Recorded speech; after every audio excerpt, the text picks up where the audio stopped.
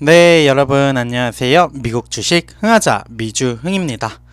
어제 FOMC 회의가 있었고 금리가 0.25% 베이비 스텝 상승 정도로 끝이 나면서 시장에서 꽤나 좋은 흐름 아닐까라고 했었지만 장 막판으로 갈수록 이제 예금 보호 부분에 대해서 옐런이 또 말을 약간은 바꾸고 뉘앙스가 바뀌고 하는 부분이 있고 또 파월이 긴축이 없다라고 얘기를 하면서 시장이 결과적으로는 하락을 했었습니다. 현재 프리장에서는 그래도 나름 반등을 하는 모습을 보여주고 있는 것 같은데 여전히 저희들은 또 우리의 일을 해야겠죠.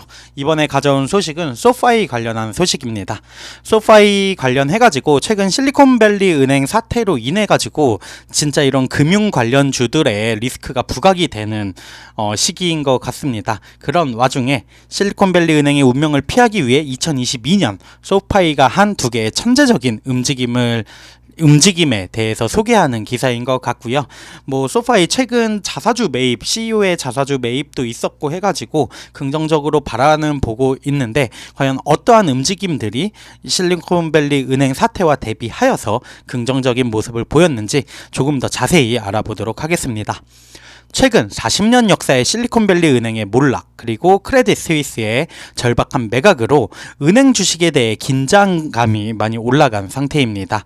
또한 이는 특히 소파이와 같은 신규 은행, 핀테크 투자자에게도 해당이 될 수 있는 얘기겠죠.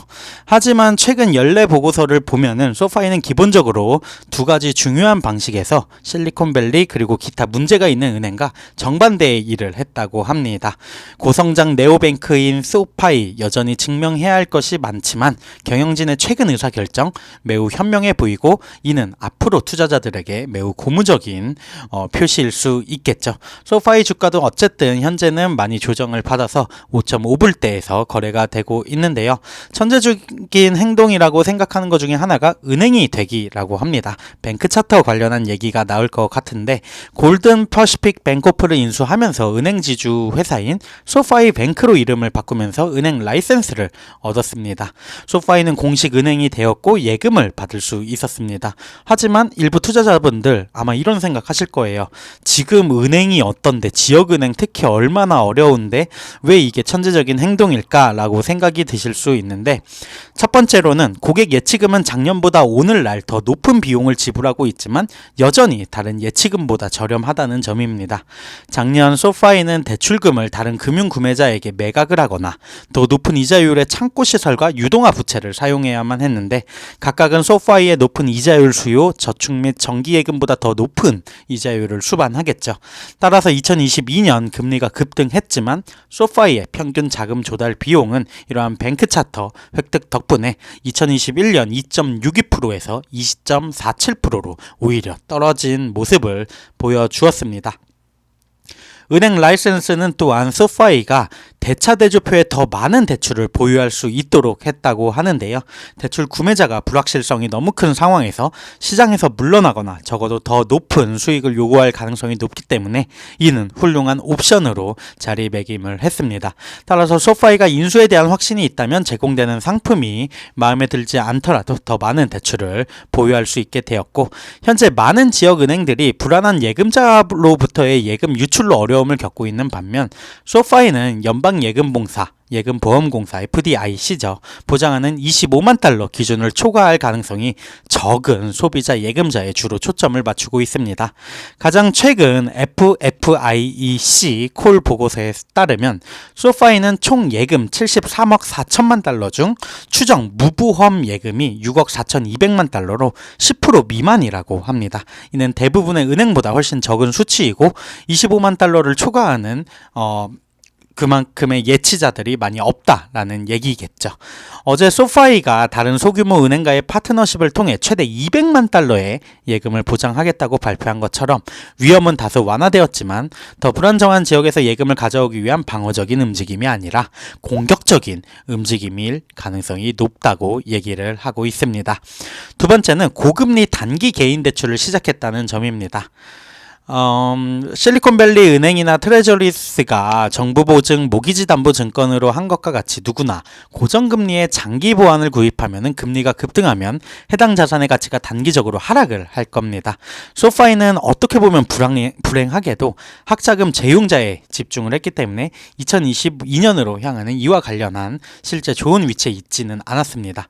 학자금 대출은 일반적으로 기간이 상당히 긴 중금리 대출인데, 하지만 지난해 말 바이든 행정부는 특정 소득 기준 이하 소득자에 대해서 연방 학자금 대출을 최대 2만 달러까지 탕감해 줌으로써 소파이의 저금리 재융자 상품에 대한 수요를 제한하는 효과를 낳았는데, 다가오는 고금리 환경에 대한 필요성 그리고 성경지명으로 인해 소파이는 점점 더 고금리 개인 대출 상품으로 눈을 돌렸습니다.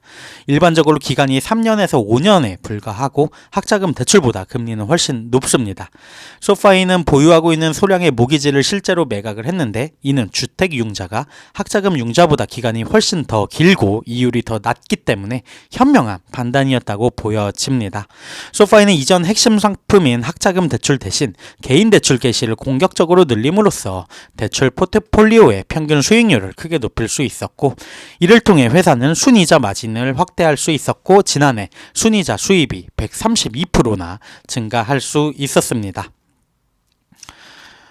소파이가 개인 대출에서 더 많은 신용 위험을 감수하는 것이 매우 현명한 것으로 보인다고 하는데, 더 안전한 대출의 대체 기간 위험이 실제로 훨씬 더 높았기 때문이죠. 실리콘밸리 은행도 실제로는 미국채 투자가 되게 많았기 때문에 오히려 더 리스크에 노출이 되었다라는 분석이 있죠.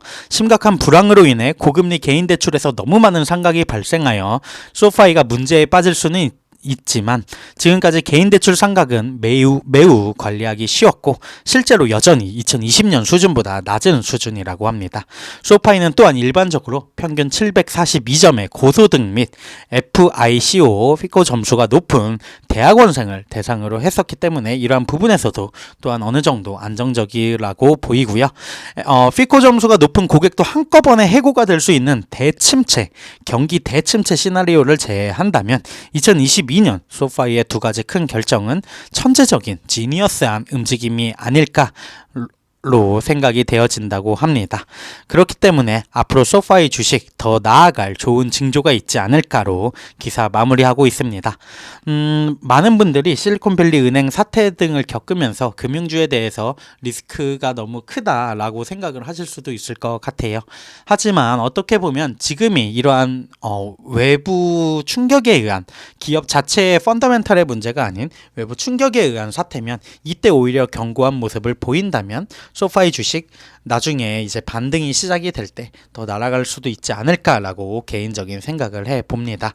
네, 지금까지 미주 흥이었고, 이번 다가오는 20분 후에 열리는 장에서도 다들 성공하시길 바랍니다. 네, 지금까지 미국 주식 흥하자 미주 흥이었습니다. 감사합니다.